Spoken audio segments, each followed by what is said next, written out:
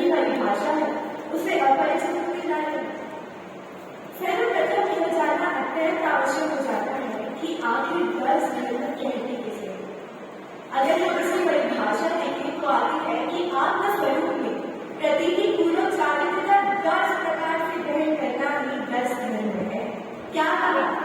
आत्मस्वरूप में प्रतीति पूर्वक चारित्र का 10 प्रकार से ग्रहण करना क्या है? 10 धर्म है। चलिए, ये तो हुए 10 धर्म की परिभाषा। अब वास्तविकता में हम जाने ना तो इन 10 धर्मों को ना एंटीवायरस कहते हैं। क्या कहते हैं? एंटीवायरस। अब आप सभी जानते हैं एंटीवायरस क्या होता है। वास्तविकता में हम देखें ना तो आपका कोई भी डिवाइस हो, फोन हो, कंप्यूटर सिस्टम हो, उसमें हम एंटीवायरस इंसर्ट करते हैं। क्यों करते हैं? ताकि ना जब आप अन्य ऐप डाउनलोड करो या वेबसाइट में जाओ तो वायरस आपके कंप्यूटर सिस्टम को हार्म नहीं हो जाए, नुकसान नहीं हो जाए, इसलिए एंटीवायरस इंसर्ट किया जाता है। अब वास्तविक में जो 10 धर्म है ना, यह भी एंटीवायरस है। हम सभी एज्यूम करते हैं कि जो ये शरीर है वह क्या है? वह कंप्यूटर सिस्टम है और 10 धर्म उसमें इंसर्टेड एंटीवायरस है।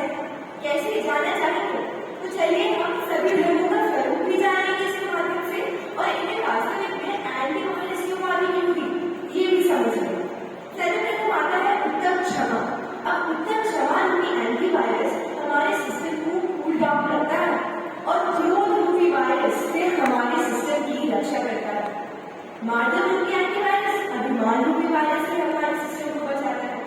आर्जन रूपी एंटीवायरस हमारे स्वरूप से विपरीत जो कार्य हम करते हैं ना उसमें प्रवर्तन करने से बचाता है और स्वरूप के अनुसार कार्य करवाता है। शौची रूपी एंटीवायरस हमारे शरीर को बाहर से ही नहीं परंतु अंदर से भी ठीक कर देता है। सत्य रूपी एंटीवायरस हमें झूठ रूपी वायरस से बचाता है। संयम रूपी एंटीवायरस अन्य किसी भी नुकसानदायक साइंस अर्थात पंचेंद्रिय के विषय भोगों में जाने से हमें बचाता है।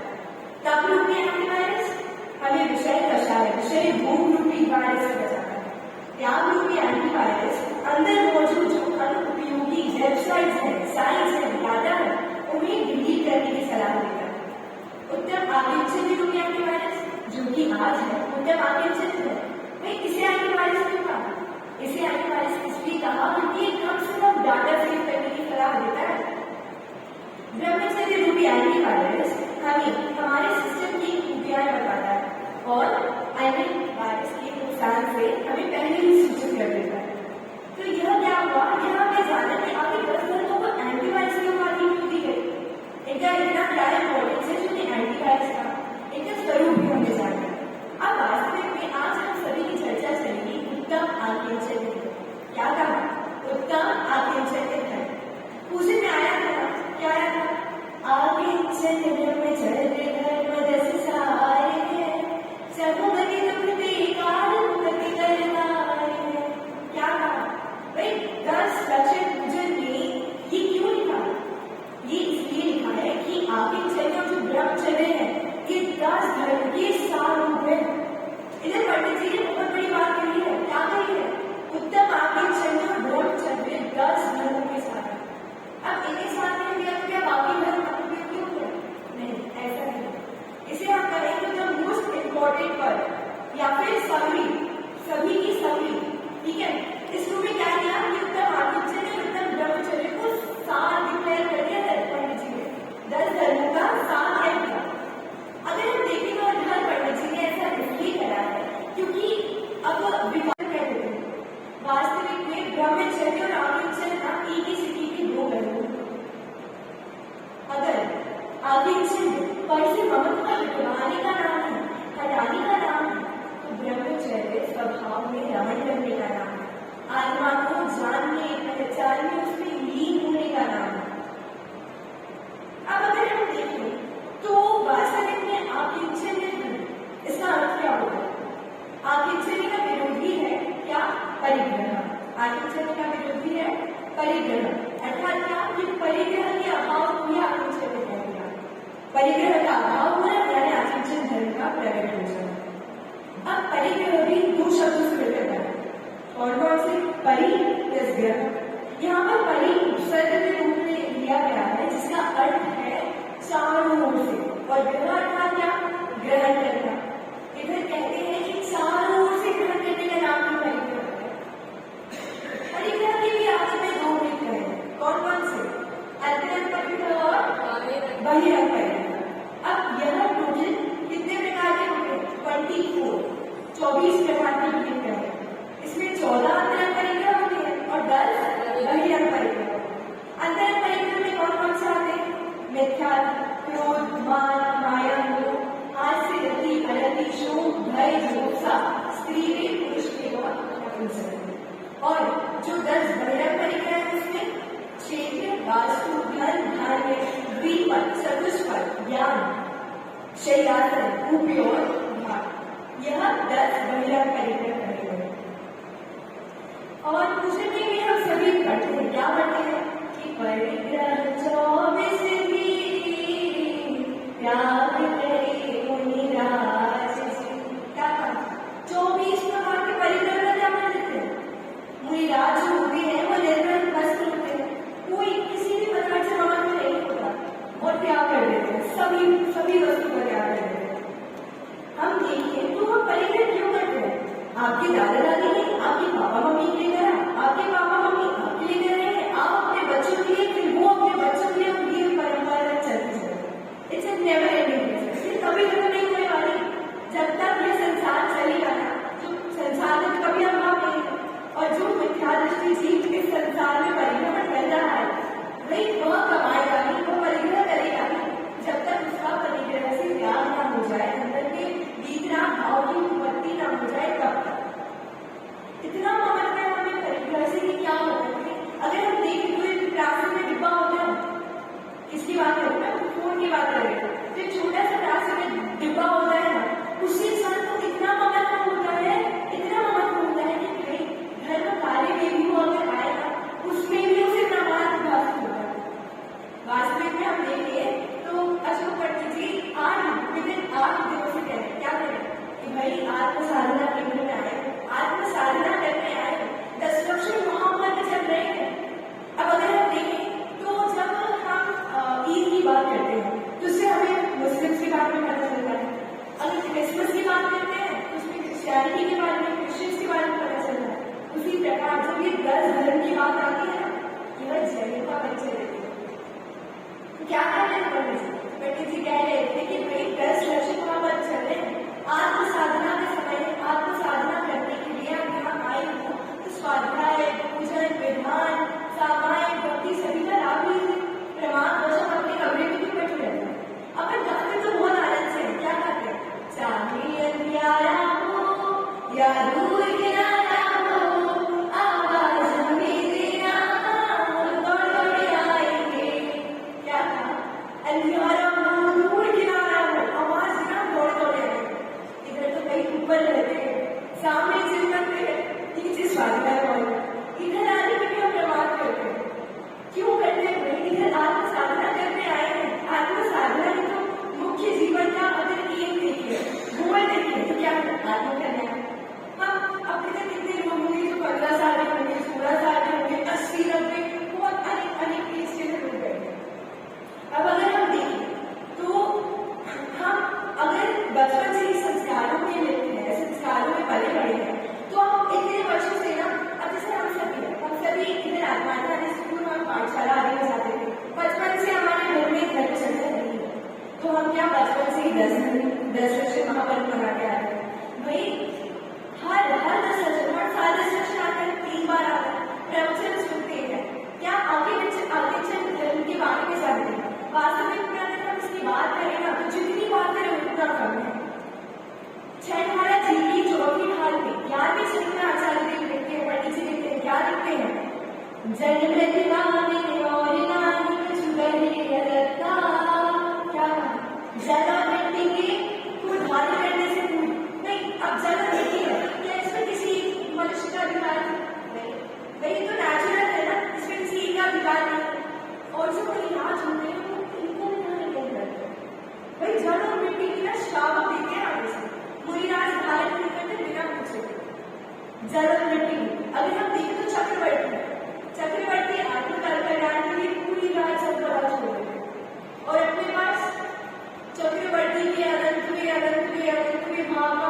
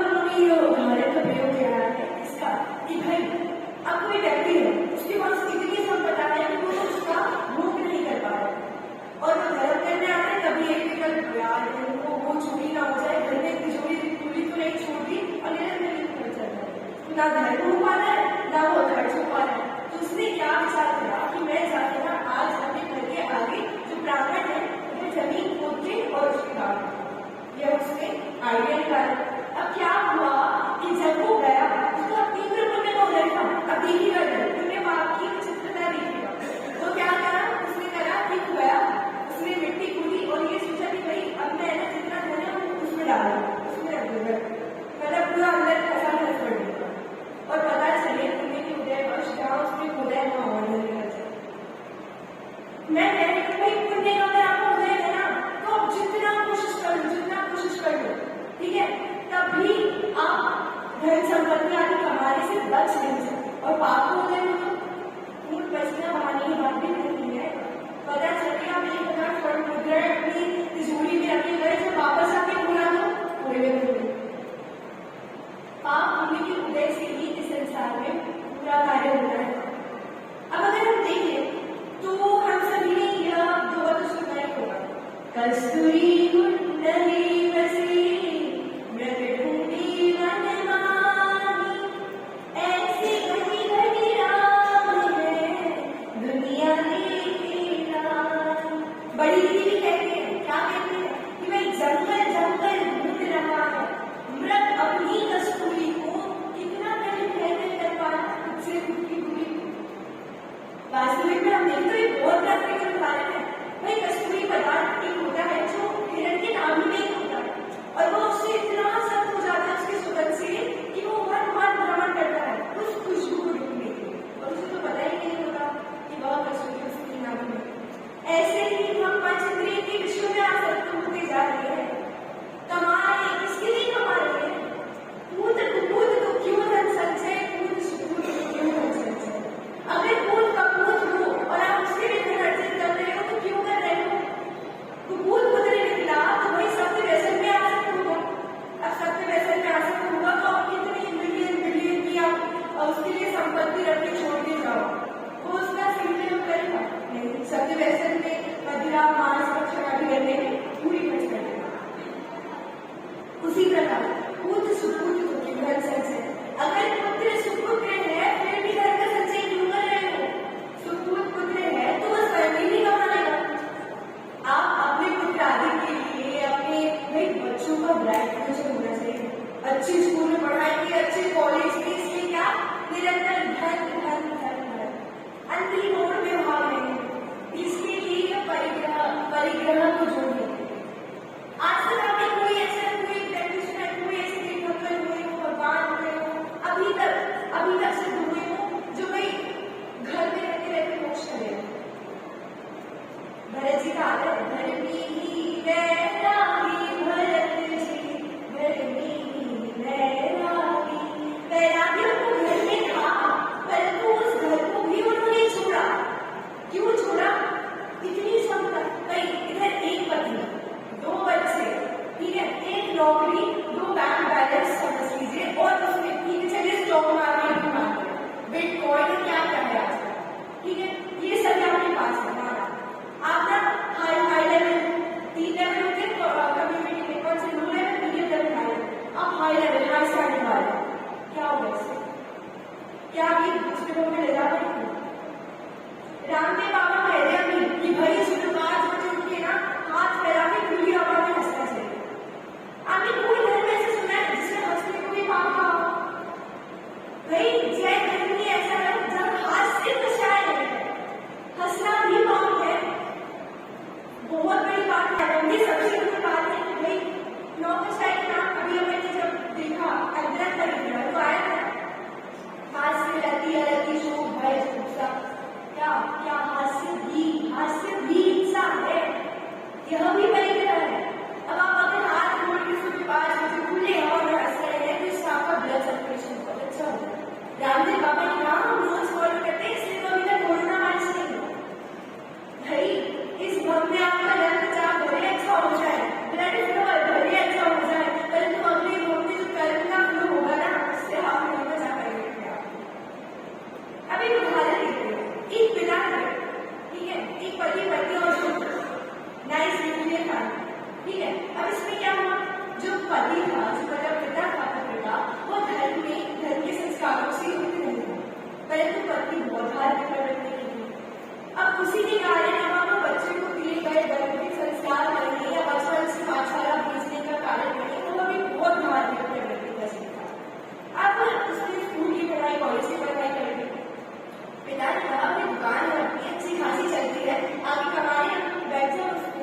नहीं पिताजी मुझे धन पूरे दिन मंदिर चलाते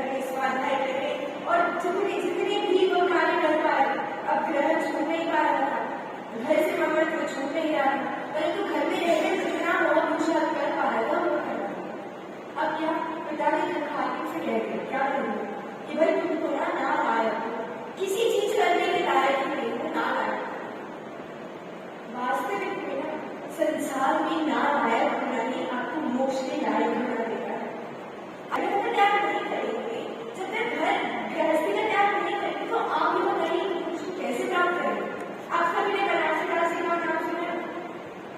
हाँ, जिन्होंने नाम माना ग्रंथ का जो नाम माना ग्रंथ रचयिता है दौलत विलास, ऐसे क्या बनारसी दासी जो थे, तो बनारसी दासी और दौलत राम जी का बहुत महत्व उदाहरण आता है कि भाई यह इनकी इतनी शुद्ध परिणाम है ना। बनारसी दासी का तो ये केस आता है कि वो जब धर्म से जस्ट जुड़े हुए थे, जब जुड़े थे जस्ट धर्म से उनकी प्रीति लगती थी, तो क्या अपने आप बैठे यार आपको ज्ञान कैसे मोक्ष की प्राप्ति कैसे करें। उनको ऐसा लगता था कि पता नहीं कितना क्लिष्ट है ये मोक्ष की प्राप्ति करना।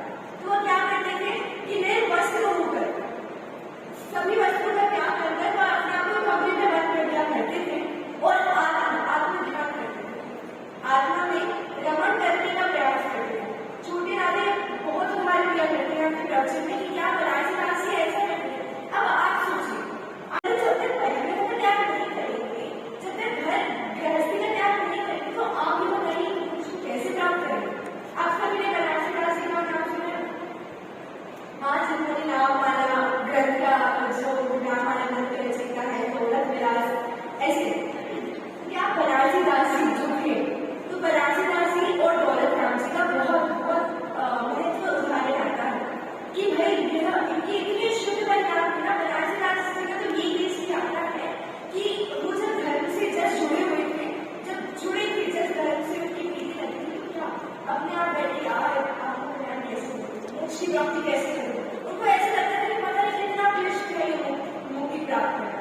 तो वो क्या करते थे कि निर्वस्त्र होकर सभी वस्तुओं का त्याग करकर वो अपने आप को कमरे में बंद कर दिया करते थे और आत्म ध्यान करते थे, आत्मा में रमण करने का प्रयास करते थे। छोटे राधे बहुत उदाहरण दिया करते हैं अपने प्रवचन में कि क्या बनारसी दासी ऐसा करते हैं।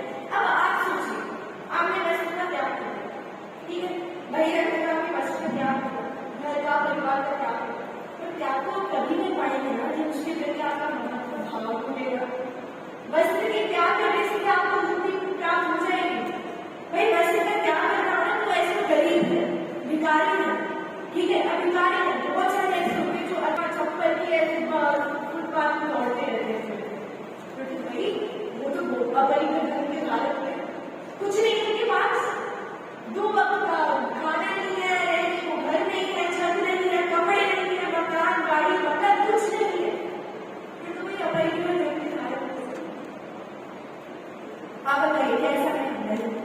भाई बस वस्तु घर सामग्री ये सब ना होना ये अपरिग्रह नहीं कहला दिया था। इसमें दो इसके प्रकार तभी क्या अंतरंग परिग्रह और बहिरंग परिग्रह।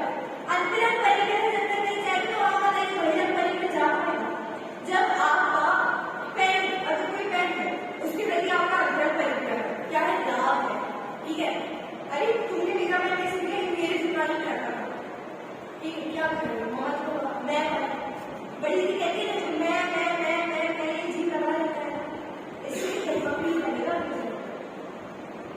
परिग्रह करते करते यह जीव आज तक परिग्रह कर रहा जाने कितनी काल तक परिग्रह करना पड़ेगा। वास्तविक में अगर हम देखें तो पंडित गौरव राम जी ने लिखा है, क्या लिखा है, मुझे महल की प्रथम सीढ़ी या मोक्ष महल की प्रथम सीढ़ी है, क्या सम्यक दर्शन मोक्ष महल की प्रथम सीढ़ी कहती है। सम्यक आपको सम्यक उदाहरण होगा जब मिथ्या का अभाव होगा। अब वही अगर आप सोचे कि मिथ्या दृष्टि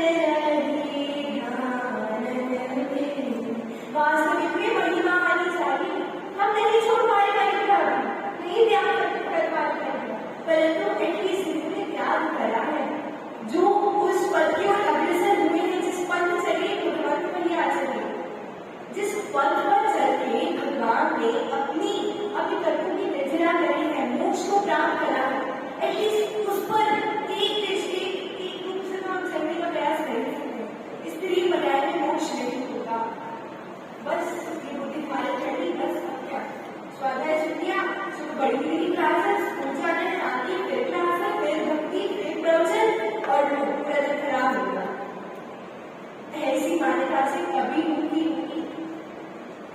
क्या क्लास में प्रेजेंटेशन बनाने के सिर्फ इधर घर की क्लास में कर रहे हैं? इधर आप आत्मकल्याण करके आए। जब तक आपको पता नहीं चलेगा कि यह जो वस्तु आप जिसका संदर्भ कर रहे हैं अनिष्ट है, तब तक ना उस वस्तु के प्रति आपका ममत्व भाव नहीं जाएगा। बहुत अच्छी पंक्तियां आती है, मत कर मोह विषयों में प्राणी। क्या कहा? मत कर